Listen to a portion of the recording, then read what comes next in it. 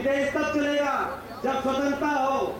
स्वतंत्रता, अभिव्यक्ति की स्वतंत्रता, जीवन शैली की स्वतंत्रता, अपनी आस्था की स्वतंत्रता हो। स्वतंत्रता की लड़ाई लड़ी, स्वतंत्रता। दूसरी बात कही उन्होंने, बराबरी हो।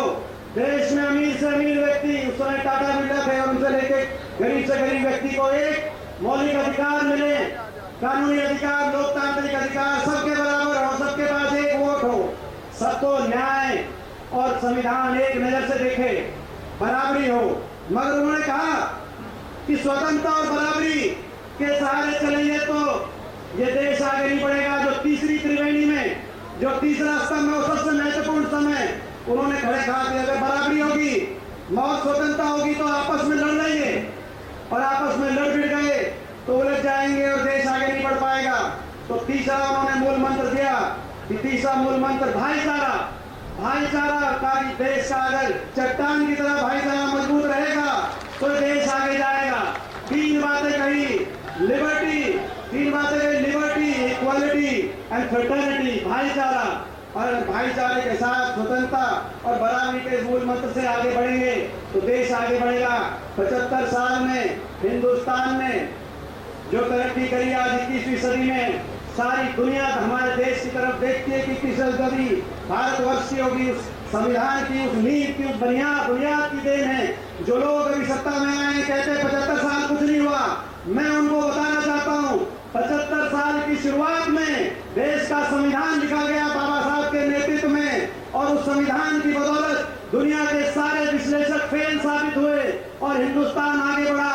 ये अनेकता में एकता के मूल मंत्र से देश आगे बढ़ा, और उस सोच की पहरेदारी करने के लिए हम तैयार हैं। बाबा साहब आपकी सोच पे पहरा देंगे हम ठोक के। आज ये कहना चाहते हैं हम, ये हुआ इस देश में, हमारा देश आगे बढ़ा। आज ऐसे समय में ये जय भारत सत्याग्रह का कार्यक्रम जो लोकतंत्र पे हमारे देश की सरकार, भारतवर्ष की सरकार आज हमलावर हो गई है। जो भी विपक्ष का नेता भ्रष्टाचार की पोल खोलता है, उस पर जांच की बात करता है, उस पर सरकारी तंत्र हमलावर हो जाता है। जांच एजेंसियों से लेकर संवैधानिक संस्थाओं को सरकार प्रभावित करने के सरकार पर आरोप लग रहे हैं। विपक्ष की हर मजबूत आवाज को दबाने के लिए, हर जनाधार वाले नेता की आवाज को दबाने के लिए, राहुल गांधी जी की आवाज को दबाने के लिए इस सरकार ने क्या किया वो सब आपके सामने है। मैं पूछना चाहता हूं, आप विपक्ष की आवाज को, आप राहुल जी की आवाज को, आप हमारी आवाज को दबने तो नहीं दोगे? मैं आपसे पूछना चाहता हूं। दिल्ली के तीन तरफ हरियाणा है, सुन ले, भाजपा की सरकार, केंद्र की सरकार, दिल्ली के तीन तरफ हरियाणा है। इस तरह से लोकतंत्र का गड़ा हम घुटने नहीं देंगे, संविधान की हत्या हम होने नहीं देंगे। हम इस संविधान और लोकतंत्र की रक्षा के लिए ये आज हम संकल्प लेके यहाँ से जा रहे हैं। और जो प्रदेश की सरकार है, जो खट्टर सरकार 9 साल पहले हरियाणा प्रदेश में आई, उसके बारे में तो मैं क्या बोलूं, मुझसे ज्यादा आप जानते हो। मैं पूछना चाहता हूं छत्तीस बिरादरी के अपने बड़े बुजुर्गों से, अपने नौजवान साथियों से, अपनी माताओं बहनों से, ये जो सरकार, खट्टर सरकार 9 साल हरियाणा में, इस सरकार पे छिकलिए कसर बाकी है। छिके बैठे हो कि नहीं बैठे हो?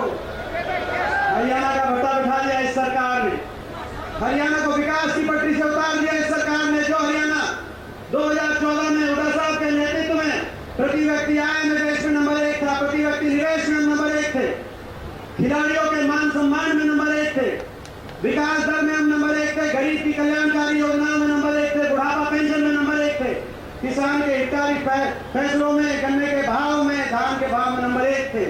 आज वो हरियाणा 9 साल की खट्टर सरकार के बाद विकास में तो 19वें पायदान पे नीति आयोग बता रहा है, लेकिन आगे पहुंच गया तो सबसे देश में नंबर 1 पहुंच गया बेरोजगारी में।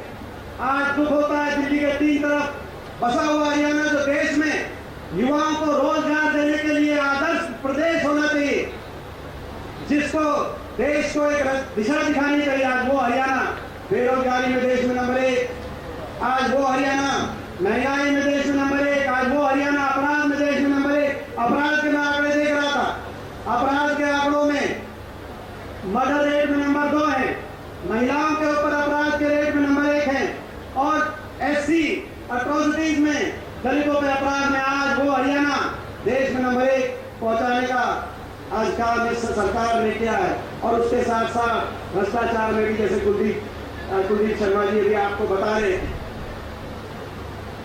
तो इन्होंने किया क्या? प्रश्न उठता है, इन्होंने ये सब किया तो किया क्या? हम इनसे सवाल पूछते हैं। जब 2014 में खट्टर सरकार बनी तो हरियाणा में 70,000 करोड़ का बजट का कर्ज था, 70,000 करोड़ का कर्ज। आज वो कर्ज बढ़कर 3 लाख करोड़ का कर्ज इस सरकार पे हो। इसी साल 84,000 करोड़ का अतिरिक्त कर्ज इन्होंने लिया। इतना कर्जा ले लिया, किया क्या? हम सवाल पूछते हैं। मैं सवाल पूछना चाहता हूं खट्टर साहब से, आप बताओ, कुछ काम तो गिनवाओ। हम विपक्ष में हैं, लेकिन हम आपकी कमी निकाल के नहीं, अपने और आपके कामों की तुलना करके लोग के बीच में जा रहे हैं। हमारे समय 4 शहरों को मेट्रो से जोड़ने का काम हुआ, बहादुरगढ़, फरीदाबाद, गुड़गांव, बल्लभगढ़, और सोनीपत की मेट्रो की रूपरेखा तैयार की गई। 81 किलोमीटर मेट्रो हमारी सरकार में हरियाणा मिली। 9 साल में मैं पूछना चाहता हूं खट्टर सरकार से कि 9 साल में 1 भी इंच मेट्रो क्यों नहीं बनी? हमारे समय 3 रेल की लाइन, जिसमें जींद, गोहाना, सोनीपत की रेल की लाइन भी बिछी। बुलेट ट्रेन की बात करने वालों से मैं पूछना चाहता हूं, हमारे सरकार के समय 250 किलोमीटर की रेल की लाइन हरियाणा में बिछी। आपके समय 1 इंच की रेल की पटरी हरियाणा में क्यों नहीं बिछी? हमारे समय 4 बिजली पैदा करने के थर्मल के कारखाने और 1 परमाणु का बिजली का कारखाना लगभग 1 लाख करोड़ की लागत से लगाया गया। आपने इतना कर्जा ले लिया। मैं पूछना चाहता हूं, 1 बिजली पैदा करने का कारखाना हरियाणा में क्यों नहीं लगा? अदानी समूह से आप बिजली ले रहे हो। हमारे समय 6 IMT औद्योगिक क्षेत्र, जिसमें खरखौदा की IMT भी शामिल है, 6 बड़े औद्योगिक क्षेत्र हरियाणा के अंदर लगे, इंडस्ट्रियल मॉडल टाउनशिप। मैं पूछना चाहता हूं खट्टर साहब, मैं इस सरकार से पूछना चाहता हूं कि 1 भी नई फैक्ट्री या 1 भी औद्योगिक क्षेत्र हरियाणा में क्यों नहीं लगा? हमारे समय में 12 यूनिवर्सिटी, 12 विश्वविद्यालय, जिसमें मैं धन्यवाद करना चाहता हूं कि उत्तर भारत का बाबा साहब के नाम से एक अगर विश्वविद्यालय बना तो वो नेशनल लॉ यूनिवर्सिटी बाबा साहब भीमराव अम्बेडकर नेशनल यूनिवर्सिटी सोनीपत के अंदर कांग्रेस की सरकार में हुड्डा साहब के क्रम से यहाँ पे बनी। 12 विश्वविद्यालय। मैं पूछना चाहता हूँ, आपके समय विश्वविद्यालय छोड़ो, 1 कॉलेज, 1 स्कूल हरियाणा के अंदर दिखाओ जो नया बना, हम चलने को तैयार है।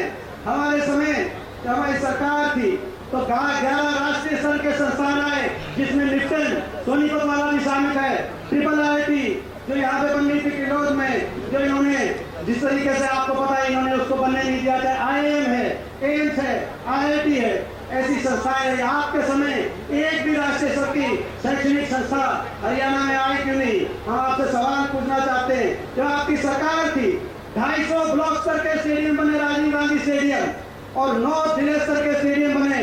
मैं पूछना चाहता हूं इस सरकार से, 1 भी स्टेडियम बनने की बात छोड़ो, जो स्टेडियम है उनका इतना दुर्दशा है वो आपके सामने है।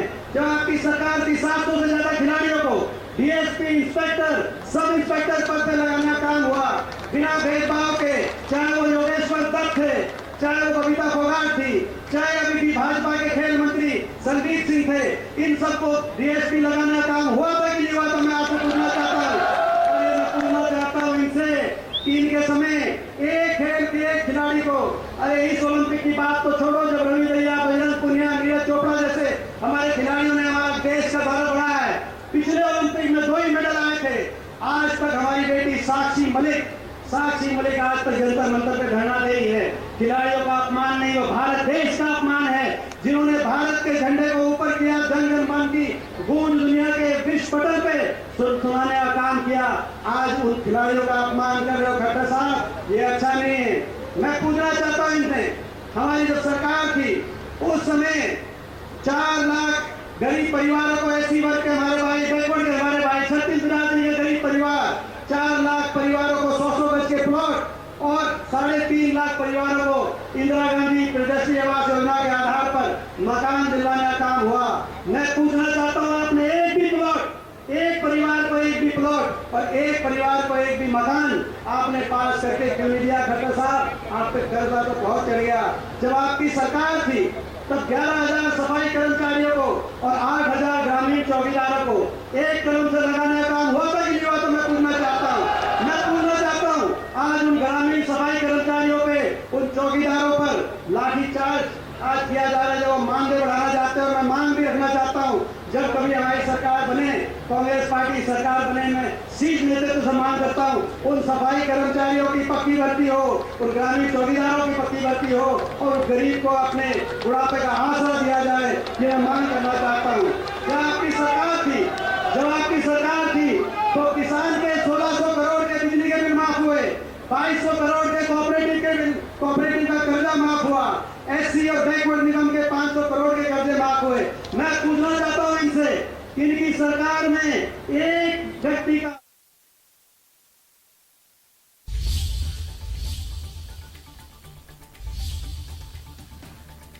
तो बता दें कि विपक्ष की आवाज दबा रही है बीजेपी। दीपेंद्र आज जिन्होंने लगातार बीजेपी पर एक के बाद एक कई बार किए, उन्होंने राहुल की आवाज दबाने की साजिश की बात की और इसके साथ ही उन्होंने कहा कि लोकतंत्र का गला घोटने नहीं देंगे और गठबंधन सरकार में प्रदेश के हालात भी खराब हैं। आज हरियाणा बेरोजगारी में नंबर 1 है और इसके साथ ही उन्होंने संबोधित करते हुए और भी कई बातें कही। तो उदयभान दीपेंद्र हुड्डा, कुलदीप शर्मा रैली में मौजूद रहे और इस दौरान सांसद दीपेंद्र हुड्डा ने एक के बाद एक बीजेपी पर कई वार किए।